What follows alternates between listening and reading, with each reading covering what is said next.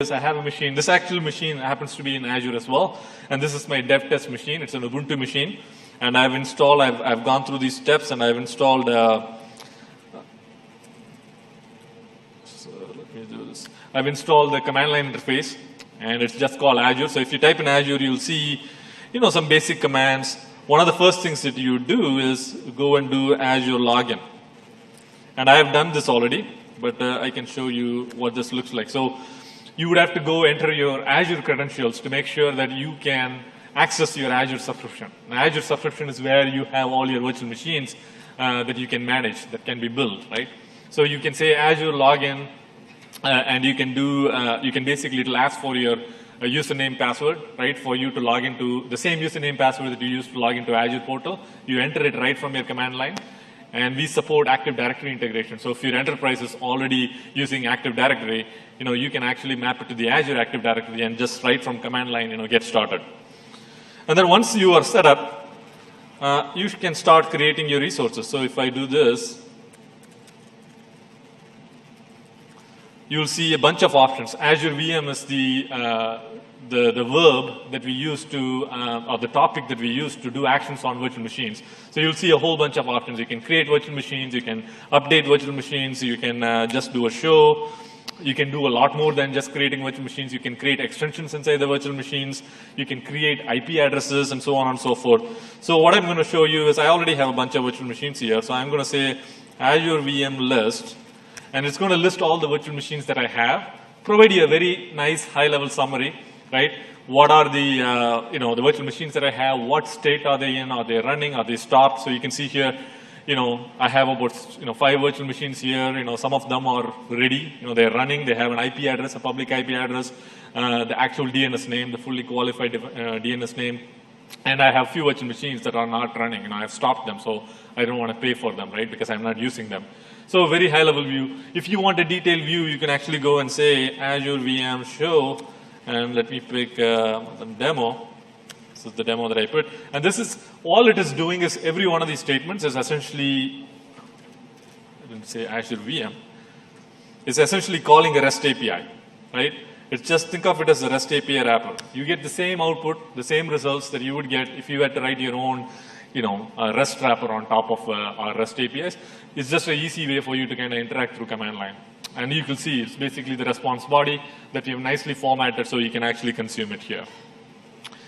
And then one of the things that you could also do here is you could create your virtual machines right from here. So I won't do a creation here, but I have another demo that I'll show quickly. But I wanted to quickly show you what these options are. So obviously, when you create a virtual machine, you need to say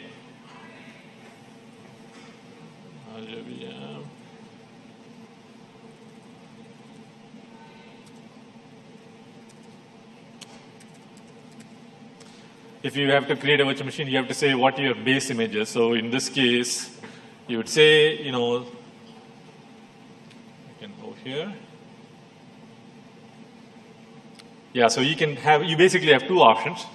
You can say, here is the name of the virtual machine, here is the image in our gallery, right? So Azure has a gallery of predefined, pre-configured Linux images of various distributions. I'll talk about it a little bit more. So you can pick an image there, you can pass it in here, give a name for that virtual machine, and you're good to go. Or you can bring your own virtual machine image, a VHD image that you probably are using on-prem, and then you can create, which is the second option, Azure VM create from, if you will. All right, so now getting back to the deck. So that's the first component. You have to have this. If you are not comfortable using the portal, if you're not comfortable using the PowerShell, you have to have this to kind of get going. So that's the first component. The second one is what we call as Azure Linux Agent. I talked about it briefly. The primary reason for this is to manage the interaction between the Azure's own service fabric, like the computational fabric, and the virtual machine itself. So when your application runs into some kind of a problem health-wise, we can detect it and do some basic, health actions. But it also does much more than that. It does provisioning. Whenever, especially for the Linux virtual machines, the first time you boot up the virtual machine, you want to probably do some startup tasks, right? So you say like, hey, here is the script that I want to run right as soon as the virtual machine is created. Here is a set of scripts, maybe pull down a bunch of packages, open up a few ports, Cloud Init is a very popular pattern there, so that's how we implement Cloud Init. We also do some sort of a networking management, right? Because these Linux virtual machines are running on Hyper-V, we need to kind of configure the Hyper-V in a way that is performant for your Linux workload. So we do basic, virtual machine management. Like if you guys are familiar with Virtual NUMA, this is a Hyper-V technology to support NUMA-based hardware. So some of the configuration for doing that is done through Linux Agent as well. And as I mentioned, extensions as well. I'll talk about it a bit more. And it's an open source package. It's written in Python. Because we are supporting Linux and the Linux community, this is written in open source. I have the GitHub location. It's hard to read, but you should be able to go look at it. In fact, you can contribute to that. The Linux Agent protocol is pretty simple. It's basic health model, so you should be able to take the code, extend it, and maybe in your virtual machines you can actually do more than what we do, basically. And it's available to download both from RPM-based distributions like CentOS or Debian-based distributions, right? Ubuntu and the other distributions. All right, Linux integration services, probably the most complex and technical of all those three components, right? So this is important for any Linux virtual machine running on Hyper-V. And as I mentioned, Azure runs on Hyper-V. So any Linux workload that you run on Hyper-V virtual machine or Azure needs to have this installed. And because in the Linux community, you have a diversity of operating systems, right? You have, CentOS, CoreOS, Ubuntu, and different, versions of Ubuntu, different editions, major and minor versions, just like the Windows operating system. So you want to make sure that regardless of what your starting point is, you get the latest and greatest drivers for each of these variations. Each of these distributions, each of these editions, each of these versions, right? So it's a huge matrix. And again, if you go to this GitHub location that I have, we actually maintain the different sets of drivers that we release it regularly to the Linux kernel upstream, and also information on which Linux distributions have already picked it up. There is a latency between when we release the fixes, Microsoft releases the fixes for the virtual machine drivers, and when the vendors, right, Canonical for Ubuntu or OpenLogic for CentOS, when these companies pick that up and then they release it. So it's important to know that there is this two companies that are involved in providing these patches. So you want to make sure whatever you're starting with, it has the latest and greatest, or if it is not the latest and greatest when it is available. Very important. We've seen customers who are running large workloads. They see, suboptimal performance, and almost always I find that, because they are running on their own version of an image that doesn't have the latest drivers. So there are two ways to start, right? The first way to start is you bringing your own Linux image. You're an IT enterprise. You already have a bunch of Linux virtual machines running, Linux images. You are not interested in looking at the Azure Gallery option, which I'll talk about. So you already have everything ready to go. You just need to lift and shift to the cloud. So the basic steps are, you have to create a VHT image. As I mentioned, Azure runs on Hyper-V, and Hyper-V only supports VHT images. So if you're running on VMware, or if you're running on, pick your virtualization hypervisor, you have to convert from that image format to a VHT image format. So if you're using VMware, it'll be VMDK, and there are free tools available. Both VMware supports it as well as Microsoft, that you can actually convert between these formats, right?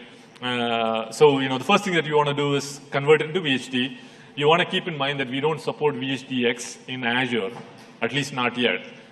So it has to be a VHT, not VHTX.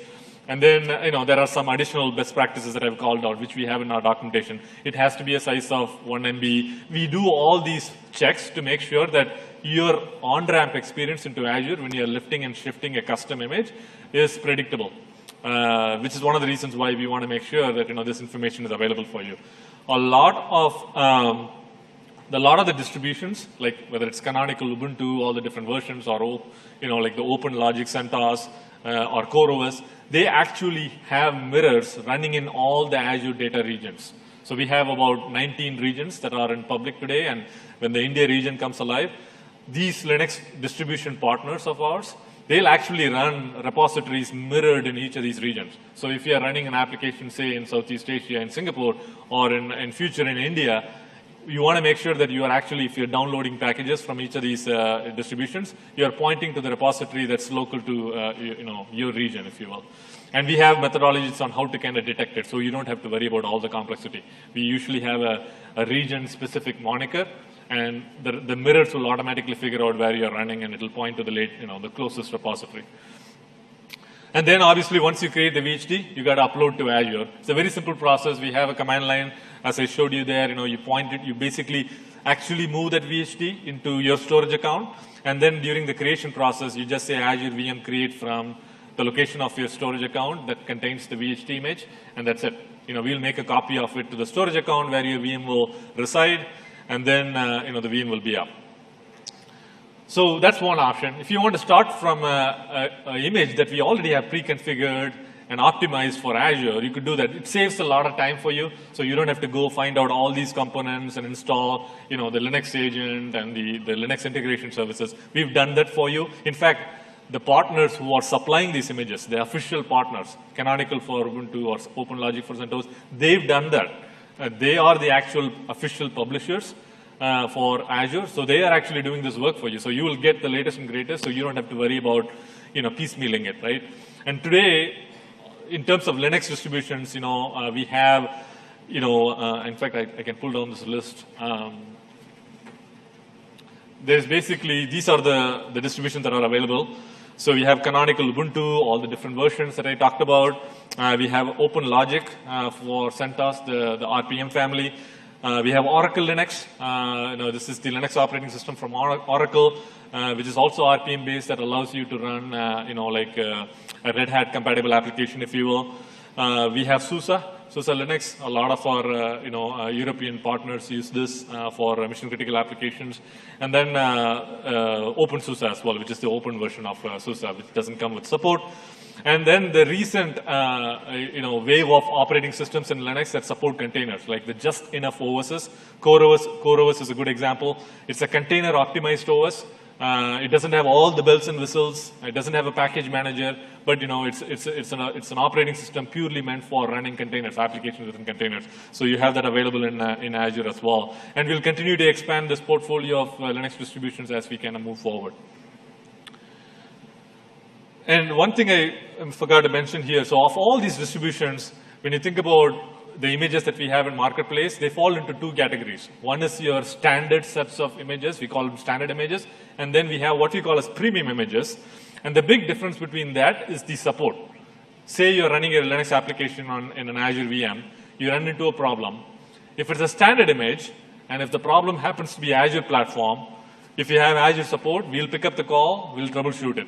But if the problem is actually in the application, in the OS, we won't be able to help. You actually have to go talk to the distribution vendor, right? So Canonical or OpenSUSE or SUSE or OpenLogic or CoreOS, right? One of these vendors would have to kind of troubleshoot it for you. In premium images, we have only one today, but we hope to expand it. This is SUSE.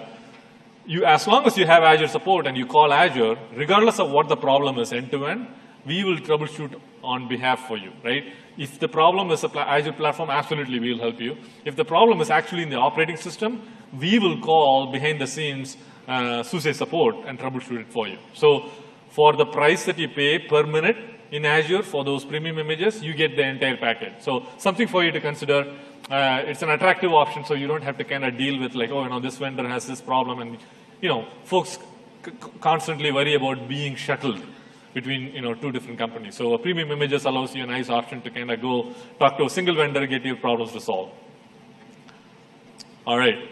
So we do have another option. If you want to kind of start from cloud, start from a gallery, we have, I talked about the Marketplace gallery, but we have also another gallery that is community maintained called VM Depot. And VM Depot is a no support open source model. It's the community. Any one of you can go and contribute to your own image as long as it's free software. So you can cook up your own Linux image with your own favorite set of applications and contribute it. And if people like it, they'll start downloading it and making that image better. And it's a open source way for crowdsourcing a lot of these application content, if you will. So I'll quickly show you both the examples. It's pretty straightforward. Like I said, you could create virtual machines from either the gallery or the VM Depot. right from the command line interface that I demoed, but you can also do it from Portal. So I wanted to quickly show you what the Portal experience looks like. Let's see.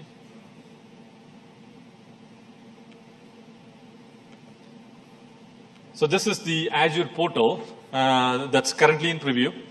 So what I've done is I've gone to, I'll start from here. So this is the home page. After I log in, I click on what we call as Marketplace, and you'll immediately see a bunch of content that's showing up. So we have over 3,000 solutions in our Marketplace. And as you can see, for example, we recently introduced a Docker on Ubuntu server. So this is a Docker optimized, pre-configured canonical image that you can essentially, just get started by clicking here. But you can do a lot more. So if I actually look at all the virtual machine images, for example, so I click on virtual machines, you actually have a separate role of content that is Linux only. So if I go down here, so I see this Linux-based content, and you'll see CoreOS, SLES, all these base OS distributions. But then you start seeing a whole bunch, like for example, Puppet Enterprise. This is the Puppet Master running on Linux, that you can just click there, configure it, and you'll have a virtual machine running a Puppet Master. And like I mentioned, it's a long list of solutions in our marketplace, not just the base operating system, but the entire solution stack all pre-configured for Azure. And many of them support a permanent model. So if you say, for example, choose a scalar, it's an hourly model, so you'll go ahead and create, and you will get charged for the hourly price, right? So it's not one of those things that you have to bring your own license, even though we support that model, but we also support you being able to, charge from a pay-as-you-go model, because that's where the power of cloud is, right? You don't want to pay for the entire year if you're going to use it only for a month or only for a few days. So you should be able to do that through our marketplace. And as you can see here, this particular application is built on top of a Linux distribution. So you specify the same options that you would specify when you're creating a VM, a host name, a username, a password, or a SSH key. And then, maybe some additional options, which region, which subscription that you want to use. And then you just say create, and your application will be created in minutes. So this is the official Azure Marketplace content. Now, if I want to go through the open source repository, right? So this is what I mentioned as, the VM depot. Anybody in the community will be able to create a content and publish it here. So here I'll show an example of Tomcat. This is basically a Tomcat end-to-end application, all created, being published by Bitnami, who's one of our publishers who publishes in the open source community. And creating a virtual machine here is a very similar experience. In fact, it's even better in that if you are a Linux user, you should be able to generate the script right here. So in this case, let's say I'm deploying this in Southeast Asia. I have the CLI command right here, generated for me. All I have to do is copy it, put it in my CLI console, change the names, right? Now there are some placeholders for my VM name, and that's it. I'm good to go, right? So there is over 1,500 solutions in the open source model, the open source marketplace. Again, this is an option if you feel like, hey, I don't want to yet go to the official marketplace. I want to try things. I don't want to pay for it. This would be a place for you to start. All right, so let's get back to. So that's the two. If you want to start from the cloud, these are the two options that we have. And then there's another option, which is Migration Accelerator. Maybe you say, look, I already have an application that's running on premises. It's running on VMware, or maybe it's running on another cloud, maybe AWS or somewhere else. I want to move it to Azure. I want to see how that looks like. So we have a tool that's out in preview, limited preview, called Migration Accelerator. And that's exactly what it does, regardless of what your source is. Maybe it's running on Hyper-V on premises. Maybe it's running on VMware. Maybe it's running on AWS. And maybe it's Windows, maybe it's Linux. This solution, you should be able to just point there and say, I want to move this to Azure. It's a one-way migration. You can make a copy of it here, and then I want to move it to Azure. And through simple click stops, in your visit, you're able to kind of move that workload. It automatically creates the equivalent Azure concepts. If you have to create an availability set, it'll do that for you. If you have to create a virtual network, you can do that for you. And then at the end of that process, you would have a virtual machine, which is an exact copy of what you have on premises running on Azure. Another simple way to start, we recently announced support for Linux, and today we have CentOS and Oracle Linux. We will be expanding the distribution support to include, for example, Ubuntu, the canonical Ubuntu variations, and also the other ones, including CoreOS. Yep. So the question is, does migration accelerated cause a downtime? It is an offline operation. It's not an online operation. If you're thinking about something like Azure Site Recovery, this isn't it. This is meant for one-way migration. That said, you could use Azure Site Recovery to perform like a failover operation. There, at some point in the near future, you would see these technologies converge. So from an Azure Site Recovery service, hopefully, you'd be able to leverage similar technology, whether it's a one-way migration or some sort of an active DR relationship, maybe active-active or active-passive. Good question. Can someone give this gentleman one of the goodies? Yep. Yeah, so the question is, we don't see the KVM virtualization layer here. We don't support that today, but we have the capability to support it. This should be coming in near future. All right, question?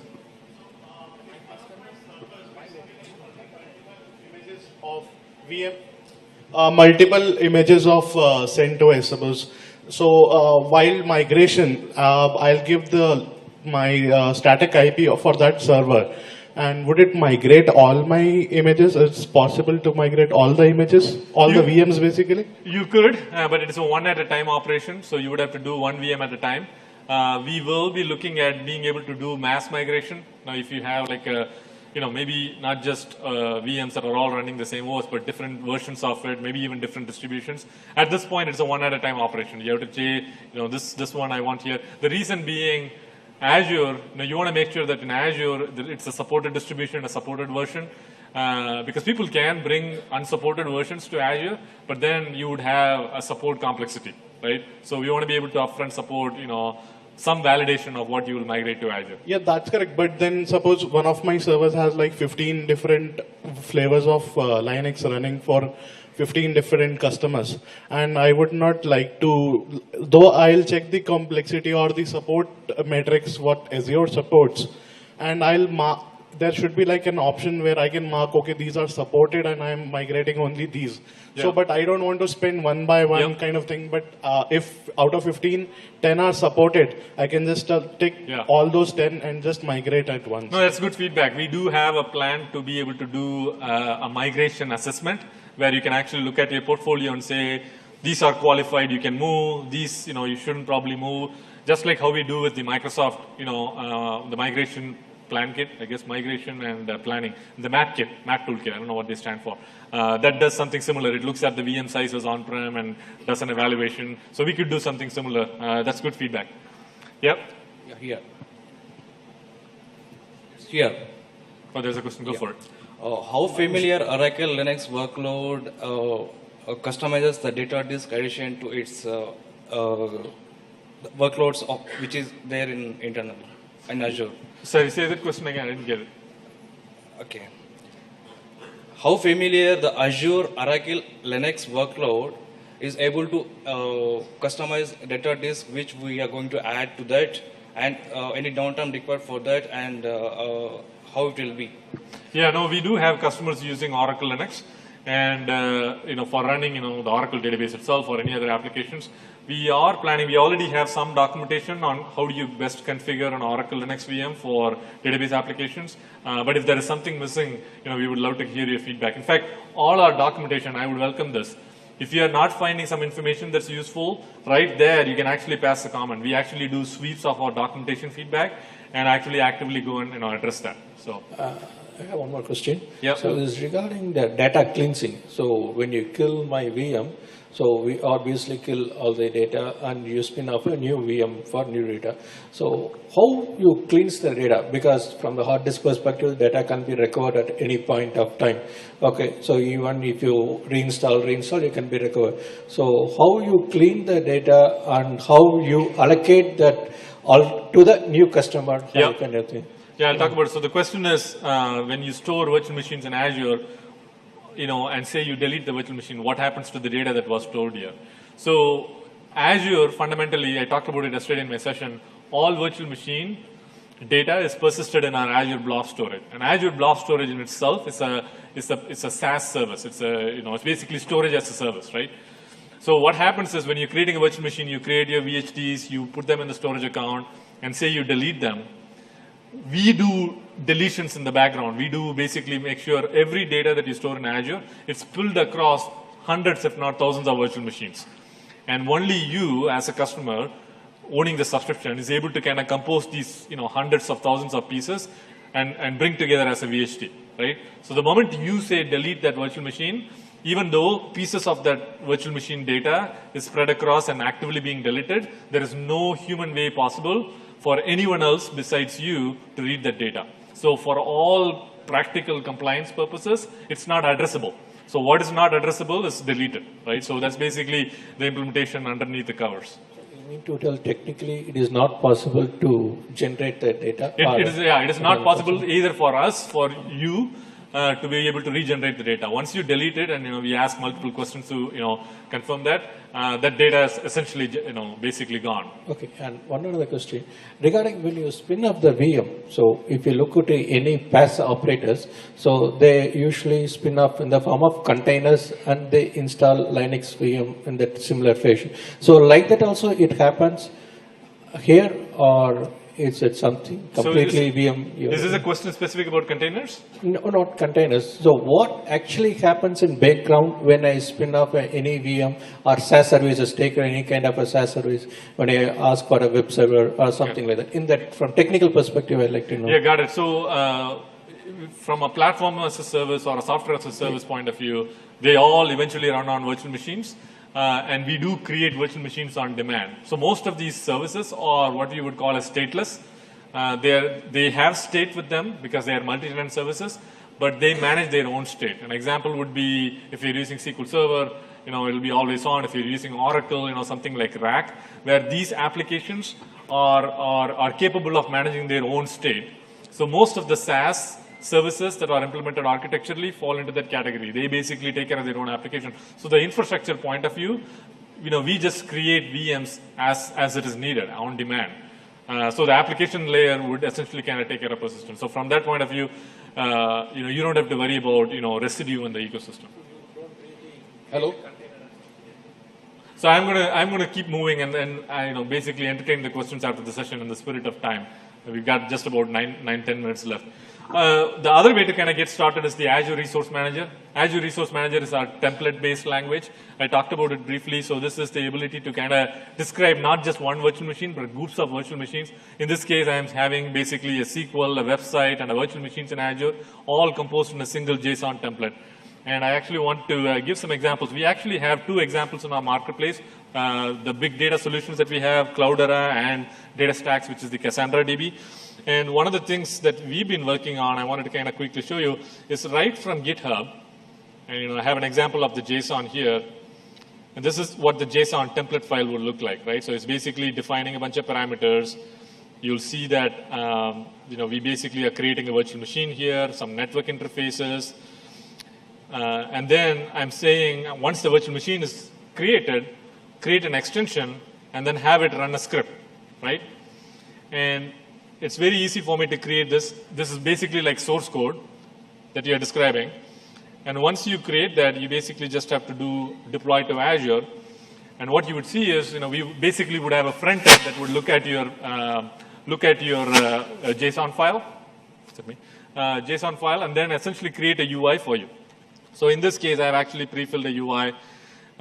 So basically, this is an Ubuntu VM with the cross-platform CLI installed in it, right? So you don't have to go through and do it by yourself. In one click, through essentially a configuration as a code JSON file, you basically deploy from GitHub and you would have a VM created. So all that does is, it created it, I pre-fill some values, and then I go ahead and say deploy to Azure, and it'll start creating the virtual machine for you. So this is another way for you to get started. If you're worried about creating one virtual machine at a time, you could go to a path where you can do a la carte, right? So in this case, for example, DataStax and Cloudera, when you go through this UI experience, you're actually creating 15 VMs of different sizes. So this is a way for you to kind of run really large applications and deploy them really, really fast. Yep. I don't know where this is going. The marketplace is not yet available in India. There's no workarounds because it's a commerce model. We are actively working on enabling the commerce model in Azure. I don't have an exact timeline. Do you want me to reduce this?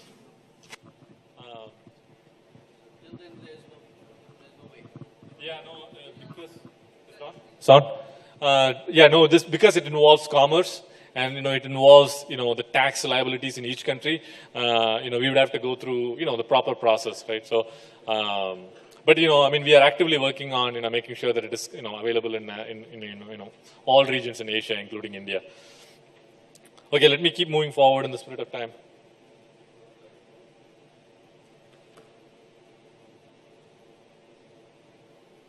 Okay. All right. So the second section is about the DevOps on Azure. So, if you think about DevOps, the phenomenon of DevOps came when customers were doing a lot more than a few virtual machines at the time, right? And if you think about what are the primary drivers for DevOps, it's agility. The ability to kind of ship every day, ship multiple times a day, basically ship fast, ship often, right? So that's a big driver. All IT enterprises are asking developers to ship code as fast as possible. And at the same time, make sure that things just don't break. You don't want to check in bad code, but you want to be able to check in code, test it as fast as possible, release it, and deploy it in production in slices.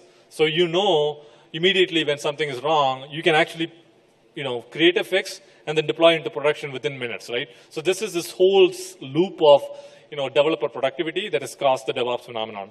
And you want to make sure that whatever you're testing in your development QA environment is exactly what production looks like. This sense of production realism I talked about yesterday. And the last one is if you have 1,000 developers working on the same code base, deploying multiple times a day, releasing to the production, and actually testing in production, you want to make sure that whatever solution you have scales. So there is a plethora of open source tools that are enabling you to get this kind of agility, right? And Azure, we fundamentally want to support all these ecosystems. And the foundational technology for supporting that is VM extensions. So I talked about VM extensions. VM extensions uses the Azure Linux agent, which is present in every virtual machine. And all it does is it basically allows you to compose from, again, it's a separate marketplace, and this is a marketplace that's available for India customers as well, because it's not commerce, it's bring your own license. But you would be able to go list at all the extensions that you have, and then select the extension that you want, and compose it into a virtual machine. And through that technology, we've been able to kind of enable all these DevOps tools, whether it's Chef or Puppet or Vagrant or Docker. Almost all these ecosystems are integrated with Azure. So you can actually, if you're using Docker, for example, if you're using Chef or Puppet, you don't have to give up that ecosystem. A Chef recipe that you wrote for managing your application, you should be able to just use it on Azure virtual machines. A Puppet module that you have created before, you should be able to use it. Salt, Ansible, I mean, regardless of the technology that you're using for deployment and release management, you should be able to use it on Azure. We also have our own first-party extensions. An example of this is the custom script extension. A custom script extension literally is in a virtual machine, in a Linux virtual machine, throughout its lifetime, if you want to do certain actions by running certain scripts, you should be able to point to a script that is located either in GitHub or in your local storage and say, execute it, either at the time of your invocation or maybe at the startup time, right? So I'll give you a couple of examples of how this would work. So we actually support the virtual machine extensions from our portal. So if I go to home, and I actually have a Linux virtual machine running, and one of the first things that I would say is, once the virtual machine is up, I would look at the list of extensions that I can install into the virtual machine. And our portal is smart enough to say, hey, this is a Linux virtual machine, so I'm going to only show extensions that can be applied on a Linux virtual machine. And as you can see here, I already have an existing extension. This happens to be the patching extension.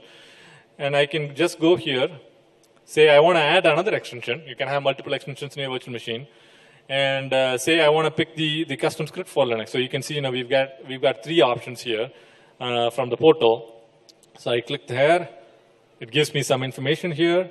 I say create. And then I can select the file. This is the script file that I would run, right? So in this case, Ubuntu virtual machine that installs the CLI. It doesn't take in any arguments. And I say, OK. So basically, at this point, it's going to add that extension inside that virtual machine. So it's very simple. Now, if you want to do this also from the, you can do this also from command line, of course, because everything is backed by a REST interface. So if I look at, I actually did this this morning, and I'll show you the command that I used. So this is the extension for doing a patching of your Linux virtual machine right now. Like after you run this command, it'll go and do a patching all remotely. You don't have to open up any ports. Just through the same REST interface that you're doing, you should be able to say, add this extension, here are some parameters, and go do this. So this is the command. So I did it this morning. So basically, you're calling this extension, this is the name of the VM, and you pass in a set of JSON inputs, right, for this extension saying, look, I want it, and obviously I want it to be enabled, so disabled is false. I want it to run. If it's reboot after patch, do automatically. And I also can specify what the start time is. In this case, I'm not specifying the start time. It means that, it will go patch it right now. So it's a very powerful capability that allows you to do a lot of things in scale, which otherwise you would have to go explicitly log into the virtual machine and then open up a few ports and do it yourself. We also, like I mentioned, we have several first-party extensions from Microsoft. VM Access extension is one where, say, for example, you forgot your SSH key or a password. Without having to delete that VM, you can actually add this extension, pass in your new SSH key, and it'll automatically reset it. OS patching I talked about. Chef extension is basically the Chef ecosystem running on Azure. So many options here. We'll be adding more and more extensions as we kind of move forward. Docker on Azure, I spent a lot of time yesterday, but really quickly, the containerization in Linux is really picking up. There's a lot of excitement around how customers are running, dev test applications, and in some cases, they're running even large production applications, literally like hundreds of thousands of containers running on Linux virtual machines. So, Microsoft has publicly talked about our partnership with Docker. We are going to integrate Docker Hub in our marketplace. We are going to work on Windows Server containers, so a customer can have applications that are running in Linux and Windows containers, all managed by the Docker API. So a lot of activity that is going on. In our CLI, we actually made some changes to support Docker container creation right from our Azure CLI that I just demoed. So a lot of options here for you to look at. Let me kind of quickly cover the third section since we are kind of running quick on time, and then I'll take questions from you guys. So the full stack on Azure. So this is an eye chart, but something that you want to kind of look at. Almost everything in the ecosystem related to open source, you should be able to find here. And if we can't find here, let me know. We are really interested in making sure that whatever choice of framework, whatever database that you're using, whatever DevOps tool that you're using, we'll make a way to kind of get it in our marketplace, right? So regardless of your application language of choice, right? .NET, of course, but Java, PHP, Python, Ruby. If you want databases, we basically got the full spread. If you want content management systems, we've got the full spread, both first party and third party.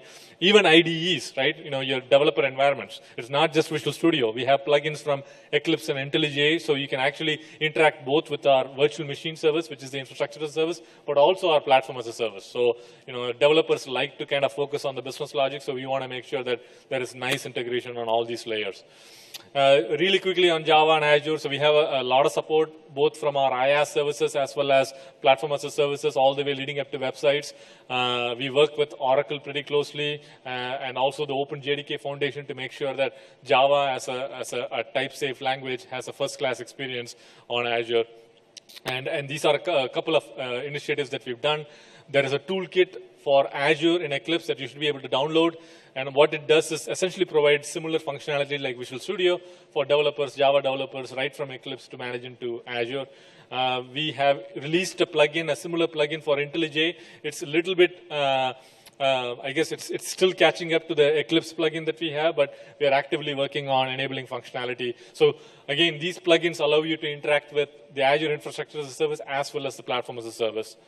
The Java support as a website, which is it's a platform as a service offering for any website content.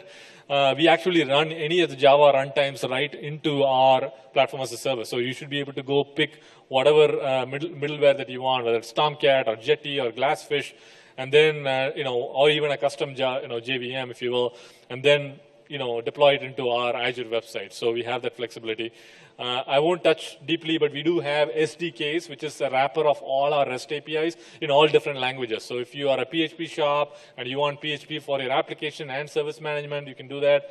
If you're a Node-based Node.js shop or a Python or Ruby shop, we have all our APIs, not just the virtual machine service, but all of Azure services are wrapped under this SDK. So you don't have to leave your ecosystem, right? Our primary goal, again, is to meet the developers where they are. So we don't want you to kind of give up whatever the skill set that you have or the languages that you use.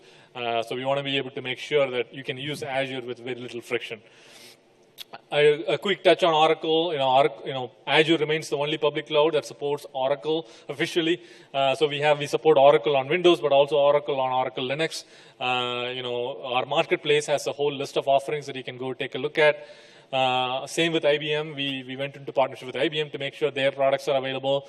I didn't call out SAP. SAP also has a content. So literally any solution portfolio that you use in your enterprises, you should be able to find in our marketplace, or bring your own license and run it on Azure. A special topic on NoSQL on Linux. This is again an area where we are seeing a lot of Linux workloads, especially large Linux workloads running on Azure, hundreds of virtual machines, in some cases even thousands, right? They're running either Cassandra DB or MongoDB or Cloudera or Hadoop. We get a lot of feedback. We have community-based images running on them for you to get started quickly, from a virtual machine point of view. Or if you want a platform as a service, you can use HDInsight on Linux. So a lot of rich options here. I wanted to kind of highlight a few case studies. These are customers who are actively using Linux, like KP80 that you heard this morning. CloudMunch is another example. It's an the Ajax shop. All their applications, they literally didn't have to change anything to make their applications run on Azure. Virginia Tech, we also saw this on a video this morning. They're also a Linux shop, and they were able to kind of bring their workload. They basically do medical research application, statistical and computational models. And last but not the least, this is for the fans, rugby fans here. They have this option which allows you to, they basically have an app that they were able to kind of lift and shift to the cloud. It actually uses both Windows and Linux. So I think the key takeaway, this is my last slide, the key takeaway is, absolutely, you can bring your existing applications to Azure that are running Linux and open source, but we want you to kind of think a bit more, right? The future is where you can kind of bring together these ecosystems that were isolated for a long time, like the Windows ecosystem and the Linux ecosystems. With technologies like containers, now you can think bigger. What can you do with a platform as a service offering? What can you do with containers where you can leverage the best of both worlds and develop applications that actually make you guys more productive, make you guys create IP that is differentiating for you and for your companies, if you will. Same standard set of slides. Give me feedback, if you like this session, if you want more of this. We take your series, feedback pretty seriously, and hopefully for the next year, we'll be able to get you, more and more content. All right, thank you. I'll be hanging around here. We distributed badges. I don't know if we have any more badges, but if you have good questions, come here and, maybe you'll get some goodies. All right, thank you. Come over. Yeah, you can come over. I'm just